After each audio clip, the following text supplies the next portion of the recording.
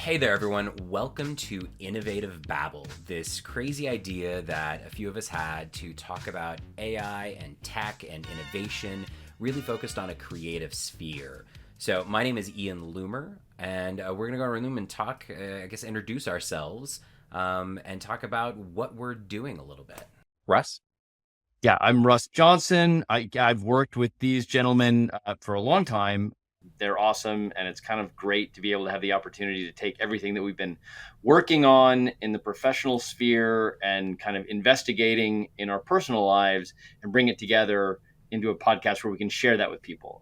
So very excited. Bowie? Hello, everyone. I'm Bowie DeShazo. I'm a really big fan of technology and innovation. Anytime something new comes around, I like to get together with these guys and chat about it. And we used to do it on a daily basis. And so it's great to have an opportunity to do that and to share that with everyone else. So really excited to be here. Yes, and so now we're gonna cover a lot of topics. Again, trying to introduce generative AI and technology and innovation tools to people that are creative forward, creatives who can use this technology to not, be replaced, but to improve or enhance the work they're doing. But every week, we're going to start with a little bit of a smackdown. Who has background of the week, right? Background of the week. Yeah. It's a friendly competition, but I would like to win. I am personally rocking a sort of quasi Doctor Who iteration. And because I'm old school. I was like watching Tom Baker as a child. Neither of you were born. No, not even a little. So that's where I'm coming from. Tell me about what you got going on. All right, so I've got a futuristic city background. It's very renewable. You can see there's lots of solar panels and classic traffic behind me. And the great thing is I used Minimax, which is a new AI, to generate this one, or at least one that I've just heard about. What was it again? It's called Minimax. It's Chinese, so when I went to the website, I had to Google Translate everything just to understand what was going on. Okay. They take English prompts, and you can see the results behind me. It's You only had to download 7 apps on your computer. It's fine. yeah. Of course, I am being tracked from now to eternity. Russ, where did you make yours in? I mean, that's a great thing we should add to this. So Bowie had his How did you build absolutely. yours?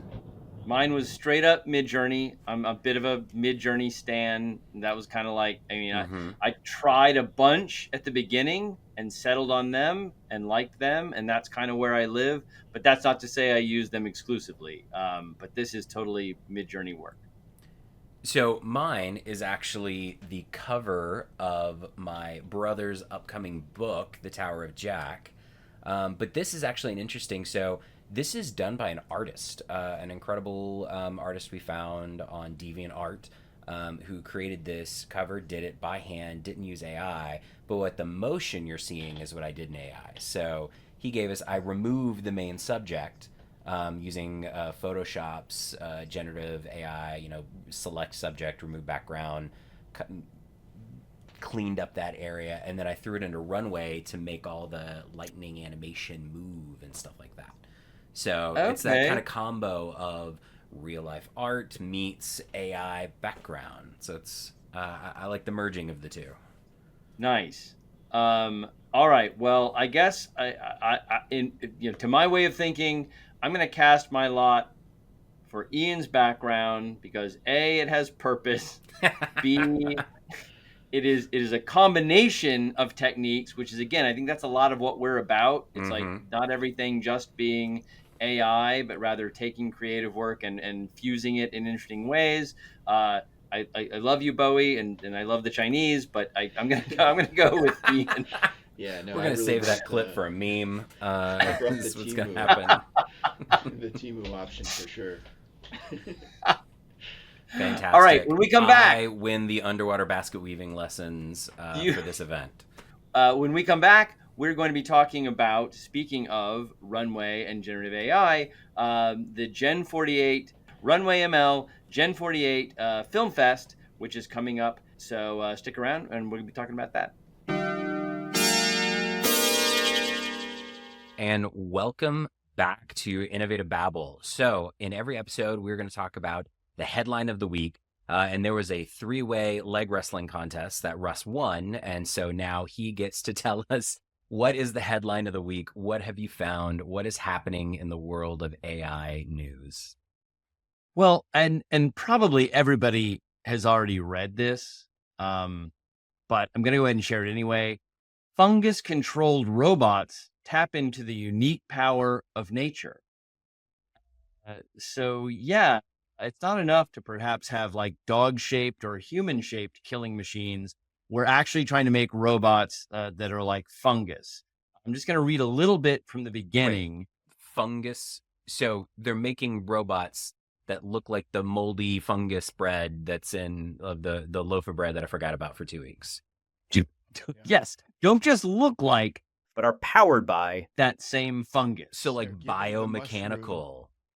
All right. So as it says, in creating a pair of new robots, Cornell University researchers cultivated an unlikely component.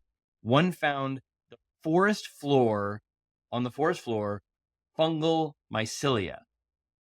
So by harnessing mycelia's innate electrical signals, the researchers discovered a new way of controlling a biohybrid robot that can potentially react to their environment better than a purely synthetic counterpart.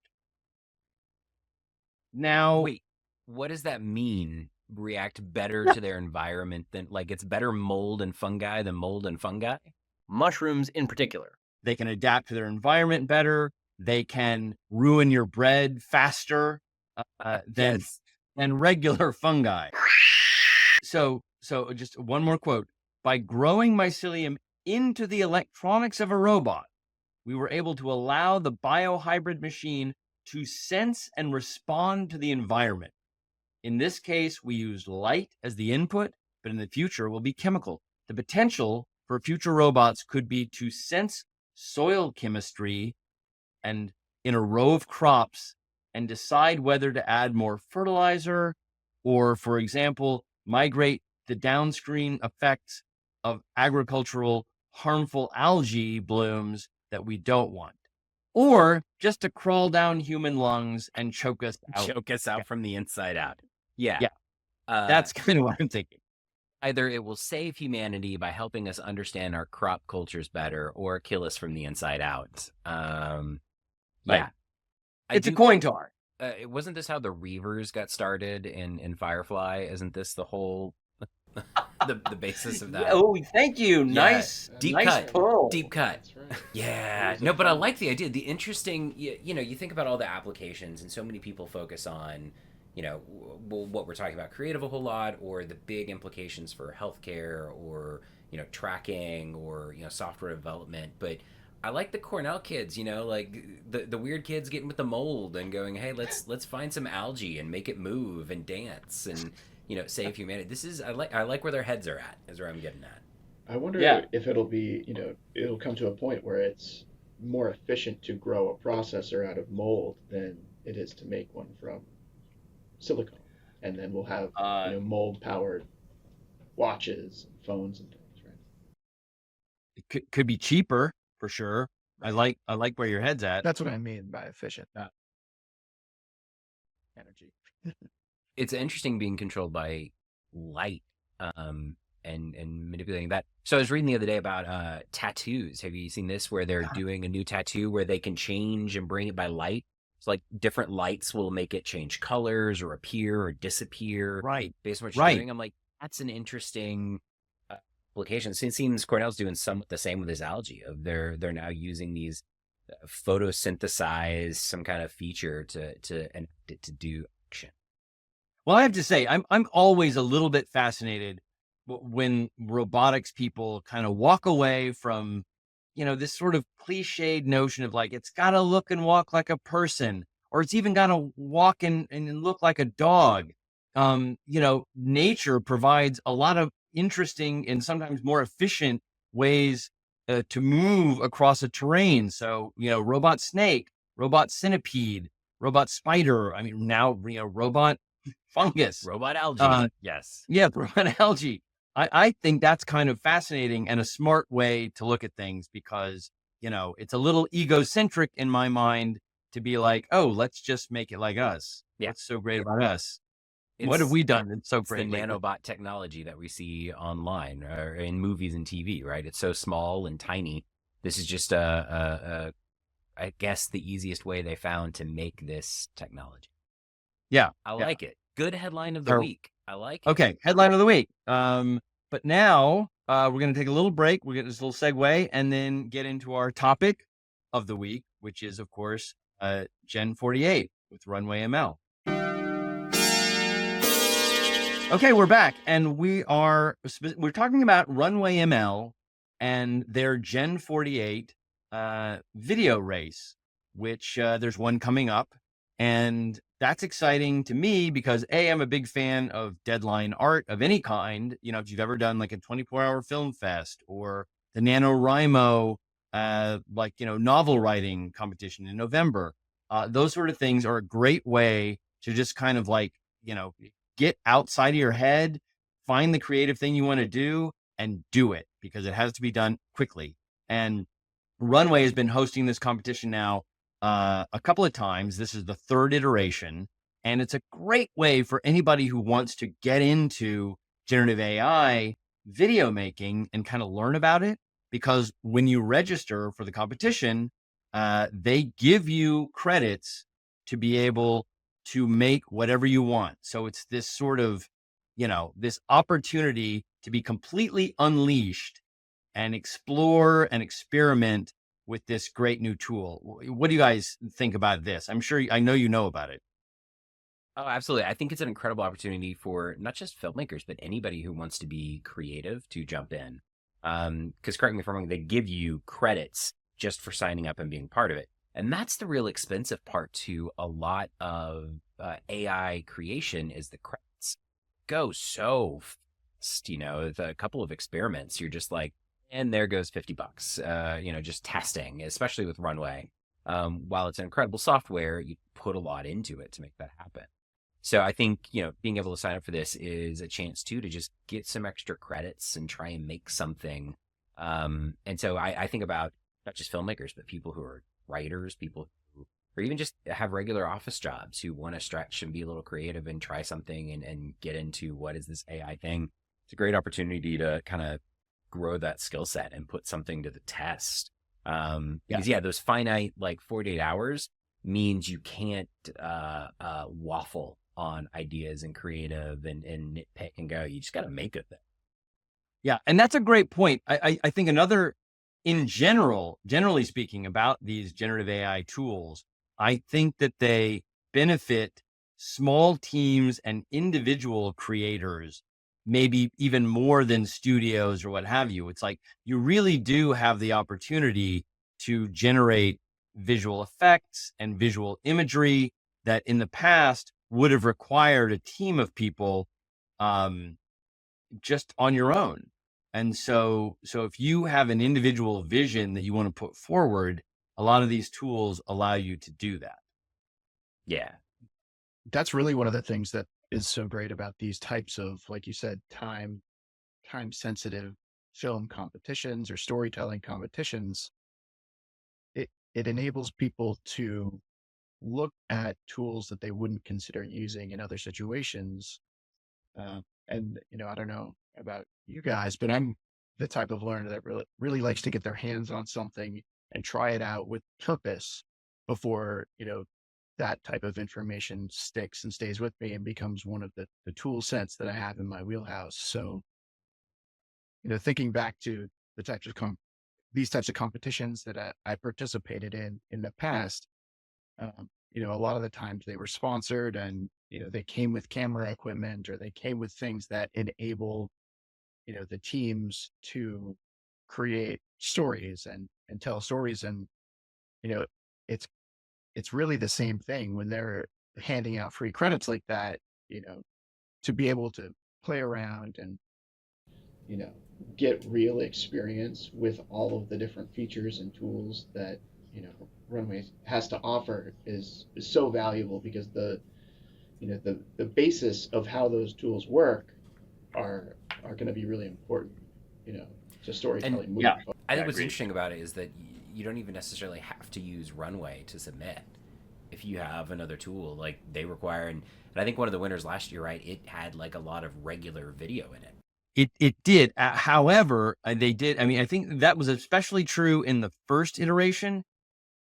I believe in the second iteration, and this may not include like outside video, but they did have a provision saying it's like, hey, you basically need to be doing the whole thing within Runway. But that is kind of, if you want to take the real spirit of the confines of a deadline art scenario and make that, part of what motivates you, like, I'm going to do it all in this one tool, you can totally do that. So thinking about AI film, and they're making a short, and we've all made video shorts and video content and all of this. If somebody's just getting into it, what do you see as the thing to look out for, or like the pro tip? If someone's looking to do this and create an AI short, join the competition, what should they be mindful of? Yeah, that's a good question. Here's the thing. I mean, I've competed in every one of the Gen48s they've had up to now. Just a little humble brag, just a little. Well, and I was gonna say, and I have won and not even been up promoted in any of them. Yeah. And I think that is probably partly because, I mean, as you guys know, because you've known me a long time, I like talking. I'm a, talky guy. I'm a language guy. And so it was always like trying to do scripts that were about like conversations and really trying to force the technology to give me like realistic performances. Yeah. It's not really there. It certainly wasn't there in the first two. It's actually come a long way in terms of being able to do dialogue scene. But I think if you go back and look at the winners and some of the other just standouts, a lot of them are more like mood pieces. Yes. And so it's more about like imagery and like beautiful music and what have you, and or characters whose faces are obscured. So the dialogue that they're delivering is not somehow tied to eye movement, mouth movement, what have you. I always tell people when they're looking at doing it, think back to the in a world kind of editing, like it's narration. It's 90s trailers, right? It's all narrative driven. You can get like somebody doing a catchphrase somewhere or a line that feels natural, but you're not going to have, a 2-minute dialogue between two characters. It's just not going to feel right. And so when you're doing something, it's really think about like, what is that narrative piece? What can you do to obscure the faces or the language? Artsy is it becomes avant-garde a little bit of how things are shot. Avant-garde visual storytelling is probably, if you go in with that mindset, you're probably going to have greater success than like, I've written a fantastic David Mamet-esque dialogue piece. Yeah. That's not necessarily what you want to do. Did y'all see the Cyberpunk Netflix series that came out? It was animated, beautiful animation by the team who did Cyberpunk, which was a video game. The game? For PlayStation. Cyberpunk the game? Yeah, so Cyberpunk the game came out with an animated series on Netflix, and it's beautiful. It's heart-wrenching. It's a wonderful story. Highly recommend doing it. But I think there's a lot to learn about how to design AI animation from that. Not that they used it, but a lot of theirs, the framing's unique. Characters are in not centered positions and they're having dialogue, but you only see the main character, or there's like weird close-ups of hands on a road that's driving while the dialogue's going on in the background. And the story's beautiful and it feels slow. It feels, an indie piece done in an animation art form. But I really look to that and give people that as a reference when thinking about designing AI animation, because I think they do some beautiful things in there that lend itself to that kind of concept. Yeah, that makes sense. Bo, any tips or tricks? So yeah, I mean, I definitely have to agree with you both in that you have to be flexible, and don't be too married to a concept going into it. In all of the situations that I've had competed in these, the ending submission was very different from the initial vision that we had laid out or Mm-hmm. you know sought up. It's always you got to be flexible to the time and resources. In this case, maybe the amount of credits that you have. You can't just blow through all of them, in concept and then have nothing left for finishing, right? So it's really Yeah. cool that there's so many, different tools. So yeah, be flexible. That would be my big piece of advice. And I would say So- for me, real quick, is find a video talking about prompt engineering. I think it's so important to understand, especially if you've never done it before, the language. And all of these different tools have a set series of language and code that you can use to really dial in not only descriptive language, but how to take advantage of the systems of like weirdness and chaos levels. And, I know Midjourney really excels at this. Runway's got it to being able to use reference images and content and your thing. So watch a handful of videos before you dive in. If you haven't done or just played a little bit, especially with limited credits and what they give you, you're going to be able to make that go a lot farther if you're starting at a place of high-end description. Yeah, that's a really good suggestion, because Runway will even tell you if you go into their sort of like FAQs, it's kind of like, we're different from Midjourney. It's like the Midjourney like language, prompting language will not necessarily get you what you want. I think the way they put it, and correct me if I'm wrong, but it's almost like if you're just describing like what you would be seeing on screen for them, like what you're seeing in the movie. I'm in a movie theater and I see, Forrest Gump, a soldier in the Vietnam War, running really fast, holding another. It's like that is better for them than getting deep into other sort of like descriptive terminology. So yes, as Ian says, watching some videos, getting to know their prompt language, that will do a lot for you. Yeah. 100%. Okay.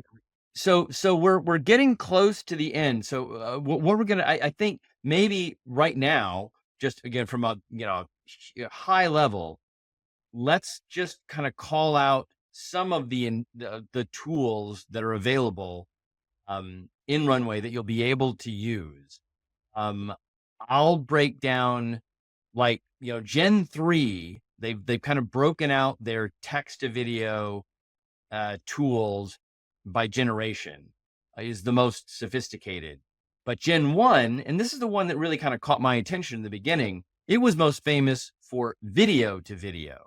So it's like you could submit a video of yourself moving or your dog or your cat or whatever, and then basically reskin it digitally using Runway ML. And that's pretty cool. And it is still probably one of the best ways if you want to create really specific movement, because otherwise, you're a little bit at the mercy of the algorithm.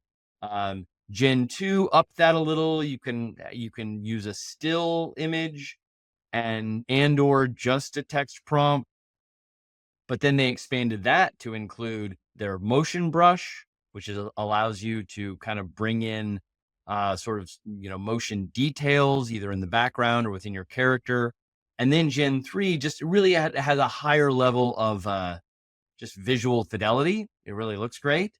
And they've also got some new tools like the ability to add lip sync, people talking, and what they call like the first and last frame feature. So it's like if you have a still image that you love, you can say, hey, this is where I want the scene to settle, or this is where I want the scene to begin. And that and feature it is does a really mind-blowing. The first a to really last, nice yeah. job. Yeah. I was doing some tests of trying to use the same photo, but flip it and expand it a little. So I take it into Photoshop and have one angle, and then I'd zoom out a little bit, flip it on its horizontal axis, and then use that in Runway as the first and last, trying to get like a camera pan around. And it's kind of an interesting, effective tactic to Oh, have some to structure, because Runway has a motion effect, right? You can add some motion, you can try and talk it in, and it's a little hit Yeah. or miss. But the first and last gives some really interesting tool sets to try and, okay, I want to start here and end here, and it'll fill in that motion for you how to get there. That's really almost like a hyper loop or a hyper, or called hyperlapse, right? Yeah, like a hyperlapse a little bit, yeah. yeah. And Gen 3 also kind of does that hyperlapse effect better than the previous couple of iterations.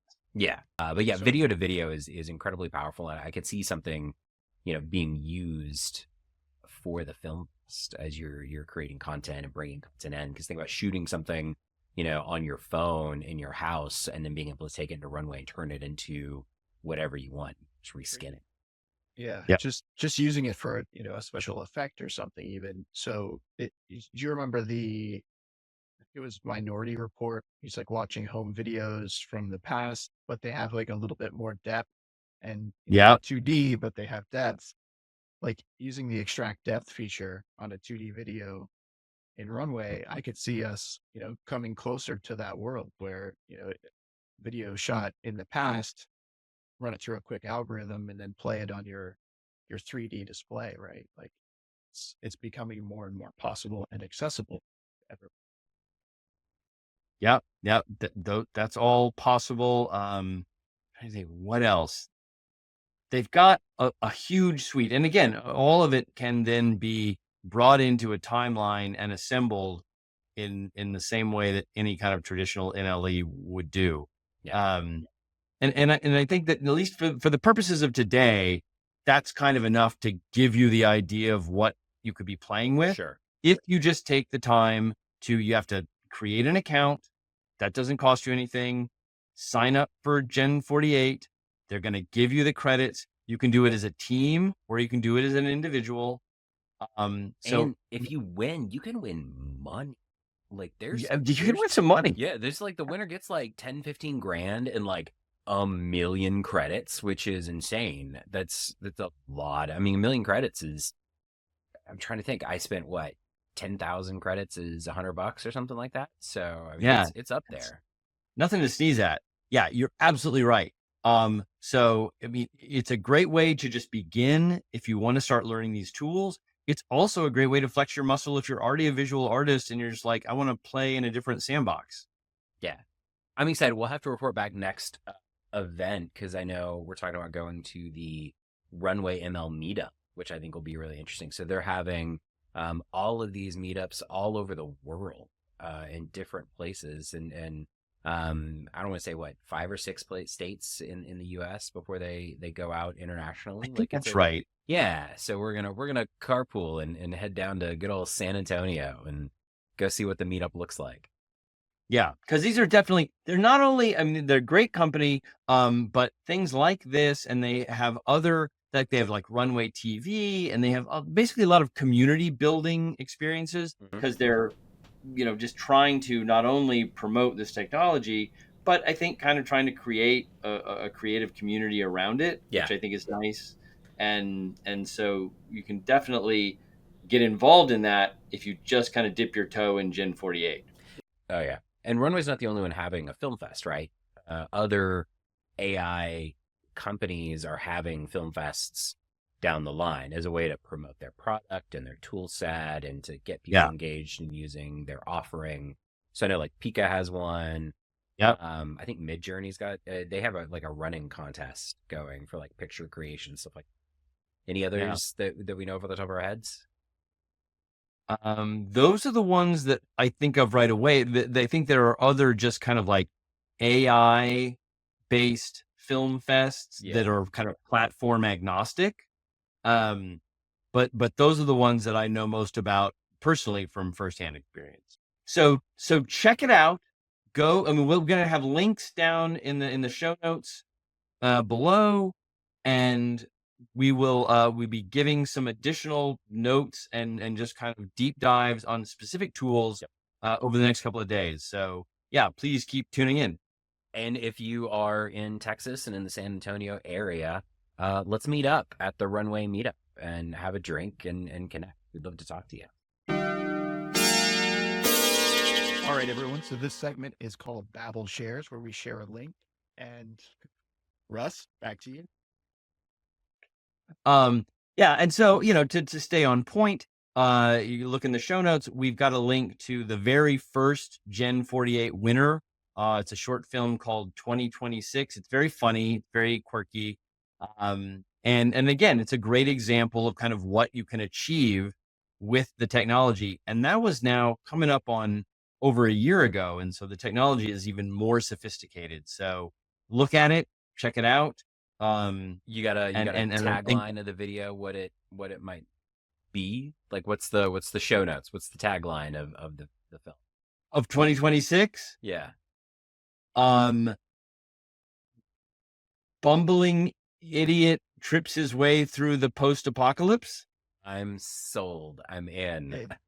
It made me want to buy a motorcycle helmet. I think exactly. It's bringing motorcycle helmets and gear back into style just as a fashion choice. Well, and it's an interesting way to think about a year ago, what the tech was to now, and syncing wasn't as available, and the tool set behind it wasn't. So a helmet is a great way to have a character and audio without having to do the syncing in the mouth and have that whole disconnect. It was genius. I mean, they took what the technology could do and maximized it and really told a great little story. So yeah, props. Check it out. Check it out in the show notes. Yeah. Right. So then finally, yep. Ian, we need to end off with a prompt of our own, a contest for those of you who are watching and ourselves. I think we need to do this and follow up next week as well. Let's find out the best version, whether it's you're using Midjourney or Runway or Pika or any of the others.